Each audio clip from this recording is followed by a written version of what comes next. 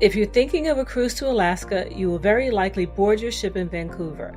As a rule, it's pretty smart to arrive at your cruise port a day prior to cruise to anywhere.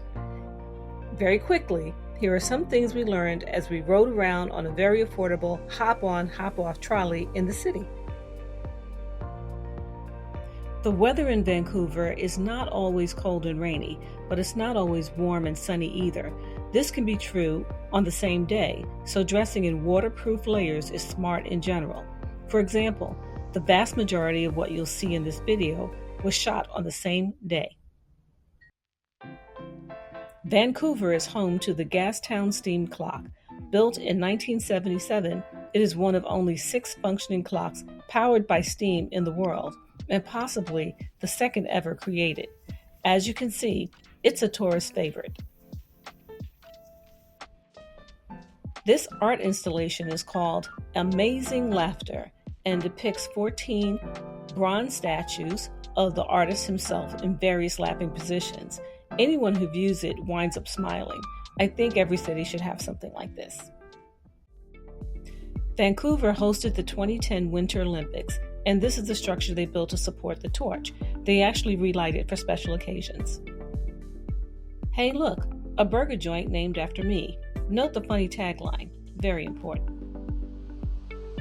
The city is proud of Stanley Park, which is a bit larger than New York City's Central Park and is home to the Vancouver Aquarium and totem poles. The totem poles in Vancouver are significant as they tell stories of people who first lived, worked, and thrived on Vancouver shores.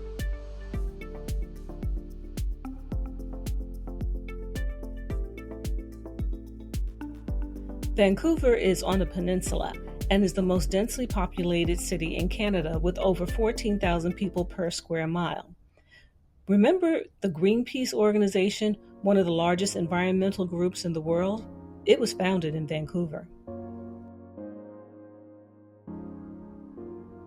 Vancouver has the highest real estate prices in Canada and is the third least affordable metropolis after Hong Kong and Sydney. To put it in perspective, a small one-bedroom condo can easily go for $1 million. Hey, now is a good time to give me a thumbs up if you can. Thanks. The city is pretty diverse. Almost half of Vancouver's population do not speak English as their first language. 25% of Vancouver's immigrants are Asian descent, stemming from labor practices back in the 1800s. Now it's considered the most Asian city outside of Asia. Hey, have you ever been to Vancouver? Would you go back? Tell me in the comments. Vancouver is recognized for its values, making it one of the leading cities that generally supports social freedoms among women, gays, and minorities. Each year, over 1 million people pass through Vancouver bound for cruise ships headed for Alaska. My mission is to inspire you to travel beyond your borders. Hope it's working. And as always, take care. Thanks for watching and get out there.